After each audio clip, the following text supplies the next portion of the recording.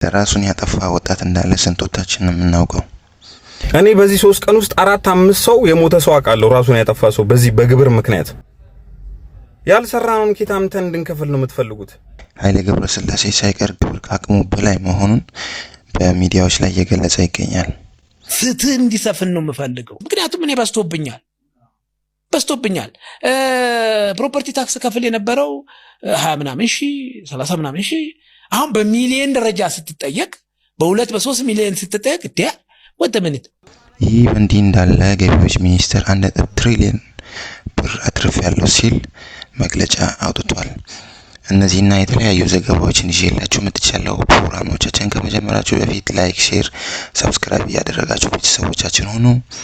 በመቀጠልም እንደዚህ አይነት መረጃዎች ቶሎ እንዲደርሳችሁ የደወል ምልክቷን ተጫኑ እያልኩ ወደ ፕሮግራሞቻችን ገባለሁ።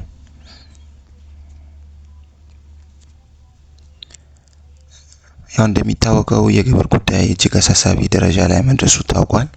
በዚህም ብዙ ወጣቶች ከስራ እየተሰናበቱ ይገኛሉ። በጣም በምሬት ሲገልጹ ይገኛሉ። ከነዚህም መሃል የተወሰኑ ወጣቶች ህይወታቸው ሁላ እንዳለፈ መግለጫዎች ያሳያሉ።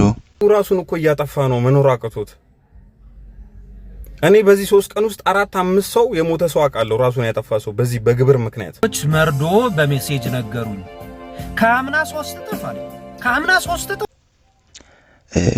ግብር ያው የማንም ግዴታ የዜጎች ግዴታ እንደሆነ ይታወቃል። ሆኖም ግን ከአቅማችን በላይ ነው በማለት ብዙ ወጣቶች በምሬት ሶሻል ሚዲያ ላይ እየገለጹ ይገኛሉ። እዚህ ሰሞንኛ ወሬዎች እነዚህን ይመስላሉ። ከዚህም በተጨማሪ ኃይሌ ገብረስላሴ ንብረት ታክስ ወይም ፕሮፐርቲ ታክስ ከአቅሙ በላይ እንደሆነ በዚህ የሚቀጥል ከሆነ ከቢዝነሱ ለቆ ሊወጣ እንደሚችል መግለጫዎችን እየሰጠ ይገኛል። ፍትህ ነው ያጣሁት። ፍትህ እንዲሰፍን ነው የምፈልገው። እኔ የፕሮፐርቲ ታክስ ጉዳይ አሁን ከተነሳ በጣም ብዙ ለሀገሪቷ የማይጠቅም ነገር ብዬ ነው የማስበው። ምክንያቱም እኔ በስቶብኛል። ፕሮፐርቲ ታክስ ከፍል የነበረው 20 ምናምን ሺህ 30 ምናምን ሺህ አሁን በሚሊዮን ደረጃ ስትጠየቅ በ2-3 ሚሊዮን ስትጠየቅ ወደምንት እኔ ልሽጥም ብል ህንፃውን የሚገዛኝ የለም። ያም እንደኔው ችግር ውስጥ ሊገባ ነው። ልሽጥ ደግሞ ስትል ምንድነው ስም ማዛወሪያም ሌላ ሆኗል አሉ ታሪኩ። 20 ዓመት ብለህ ትመጣና የሆነ ዓመት ላይ የሆነ ሳምባዲ መጥቶ ፖሊሲ እንዲቀርጫለሁ ብሎ ሲል ሁሉ ነገር ይጠፋል። ያማ ምን መሄጃ አለ? እኛ ነዋሪዎች ነን፣ እዚህ ኢትዮጵያ ውስጥ ነዋሪዎች ነን። ግን ከውጭ የሚመጣ አይደለም ከውጭ ሊመጣ እዚህ እንዲሁም በቅርቡ የምናውቃት በረከት ገበሬዋ በግብር ምክንያት ግብር በማጭበርበር በሚል ምክንያት ተከሳ እንደነበረና ከአቅሟ በላይ በመሆኑ ከሀገር እንደወጣች ሁላችንም የምናውቀው ነው። ገብረስላሴ ስናይ ሯጭ ነበር። ያን በሩጫ ያገኘውን ገንዘብ ወደ ቢዝነስ የቀየረና በአገራችን በጣም ብዙ ወጣቶችን ወደ ስራ የሳበ ሰው ነውና እሱ እንኳን ከአቅሙ በላይ ነው ግብር ካለ ከስራ ያሉት እንዴት ይሆኑ ነው የሚለው በጣም ብዙ ሰው እየተቀባበለ ይገኛል። በሶሻል ሚዲያ ራሱ ስለ ግብር የተፖስቱ ፖስቶች ላይ ሰዎች የሚሰጡት ኮሜንት በጣም ነው የሚያስፈራው። ብዙ ኮሜንቶችን እየሰጡ ይገኛሉ።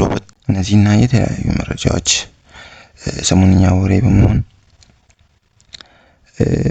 ሚዲያን እያጥለቀለቁ ይገኛሉ። እንደዚህ የተጠማ ብር እንደዚህ የተራበ ስርዓት እኔ ሰምቼም አይቼም አላውቅም። ታቅታቅላችሁ ይሆናል እየሰሙን ከሆነ የመንግስትም ሰዎች ማለት አፋችን ላይ እና አፍንጫችን ላይ ቆጣሪ ገጥሞ ላየሩ ብቻ ነው ይቀር ላይ ለምን ተነፍሰው ወደ ውጭ ለምናስወጣውና ወደ ውስጥ ለምናስገባው መቁጠር ብቻ ነው ይቀር። በየትኛውም ዘርፍ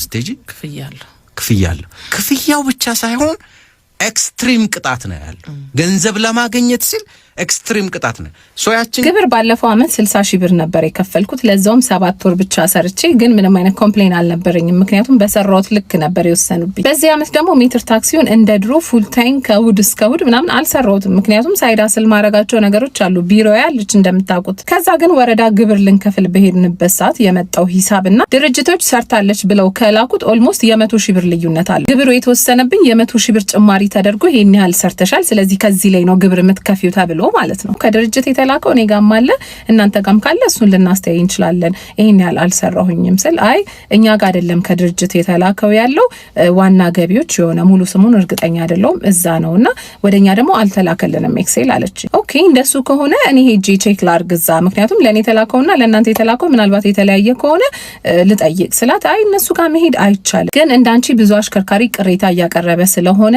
ላኩልን ኤክሴል ብለናልና የሁሉንም ይልኩልናል፣ ትንሽ ታገሽኝ አለችኝ። እሺ በዚህ ሁኔታ ሐምሌ 30 ቢመጣና ግብር ምከፍልበት ጊዜ ቢያልፍ ይሄ የእናንተ ኤክሴል ስላልተላከ ነው ተብሎ ትታገሱኛላችሁ ወይ?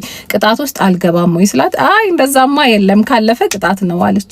አንደኛ ተጠያቂነት ያለው ስራ ነው መሰራት ያለበት ብዬ አስባለሁ። አይደለም ከሰራ ነው በላይ ተሰራ ነው ልክ ለመክፈል እንኳን ከባድ ነው። በዚህ ሰዓት ሜትር ታክሲ ስራ ላይ ተገቢ የሆነ ክፍያ እንኳን እየተከፈለን አይደለም።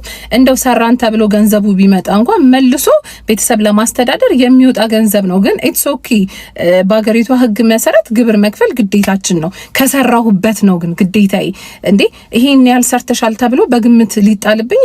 እንኳን ደስ ያላችሁ ገቢዎች፣ እንኳን ደስ ያላችሁ። ጠዋት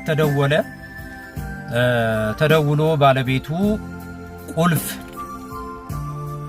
ቁልፍ አምጣ አለኝ። እኔ ደግሞ የምን ቁልፍ ነው ምናምን ብዬ እጠብቃለሁ።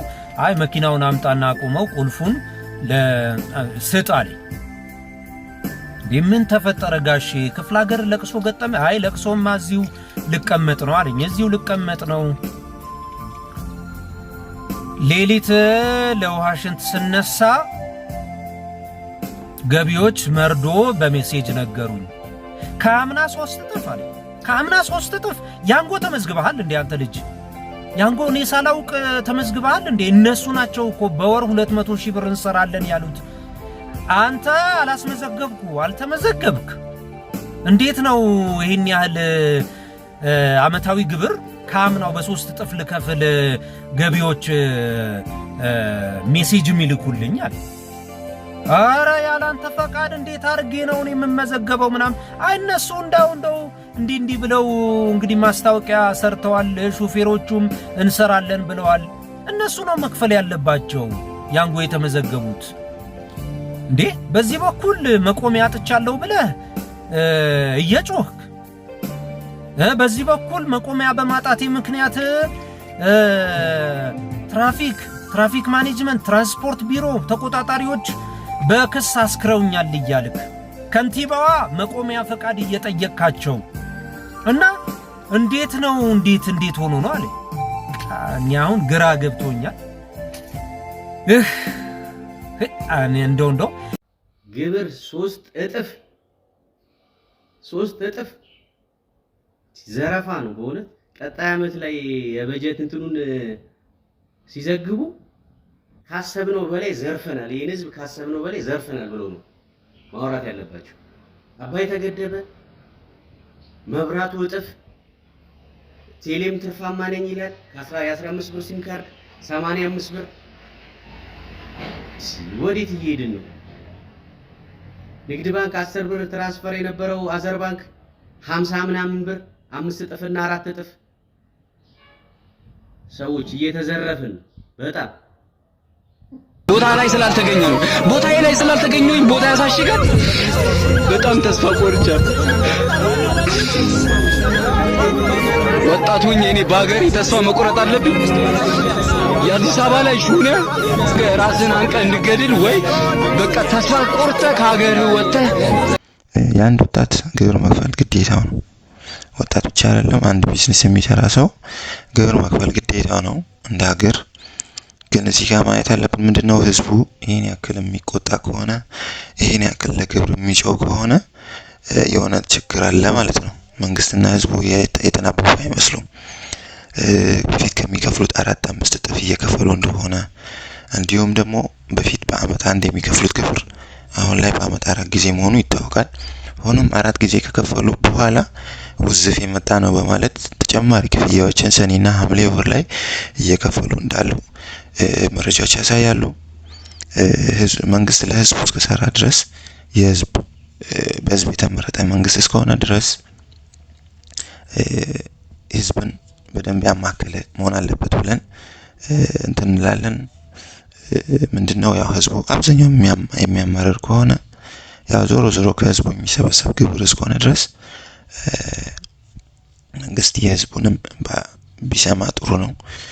ወጣቶች በሀገራቸው የሚማረር ወጣት ከሚፈጠር በሀገሩ ሰርቶ በሀገሩ ኮርቶ ንብረት አፍርቶ እንደፈለገ ደስ እያለው በሀገሩ የሚኖር ዜጋን ማፍራት አንድ የመንግስት ግዴታው ጭምር ይመስለኛልና አሁን ላይ የምሩነት ለመናገር በጣም ብዙ ሰው እንዲህ ሲያማርር ምናምን ይታያል። ከዚህ በፊት ድሮ እንደዚህ በግብር ምክንያት አሁን እንዳለው ሰው ሲያማርር ምናምን አናያቸውም። ግን አሁን ላይ ግብር በጣም ካቅማቸው በላይ እንደሆነ በተደጋጋሚ በቲክቶክ የሚሆን በዩቲዩብም በቃ እያለቀሱ ወጣቶች ሲዘግቡ ታይቷል። እሱ በጣም አሳዛኝ ነገር ሆኖ አልፏል። ከዚህ በመቀጠል ደግሞ ራሳቸውን እያጠፉ ያሉ ወጣቶች እንዳሉ ይሄ ያው ከግብር ብቻ አይመስለኝም ከግንዛቤ እጥረትም ጭምር ሊሆን ይችላል። አንድ ሰው ንግድ ፍቃድ አውጥቶ ስራ እየሰራ በሆነ ምክንያት ስራው ወይ ፌል ሊያደርግ ይችላል ወይ ስራ ሊያቆም ይችላል። ግን በሚያቆምበት ጊዜ ንግድ ፍቃዱን መልሶ ለመንግስት መልሶ ይሄን ስራ አቆሚያለሁ ብሎ በይፋ እስካላወቀ ድረስ ግብር እንደሚከፍል ያው የወጡ ያሉ መረጃዎች ይናገራሉ። ከዚህም ጋር ተያይዞ ምንድነው ማድረግ ያለባቸው? ልክ እንትኑ ሲቆም ቢዝነሱ ሲቆም ወይ ፌል ሲያደርግ ቶሎ ንግድ ፍቃዳቸው መልሰው እንዲህ ነበር ግን አልሆነኝም በማለት ምክንያታቸውን በመናገር ንግድ እንትናቸውን ማስቆም አለባቸው እንጂ ልክ መንግስት የሚያውቀው እየሰሩ እንዳለ ቢዝነሱን እየሰሩ እንዳለ ምናምን ነውና ያን ቢያሳውቁ አሪፍ ነው። ይሄንን ይመስላል ዛሬ ይዤላችሁ የመጣሁት መረጃ።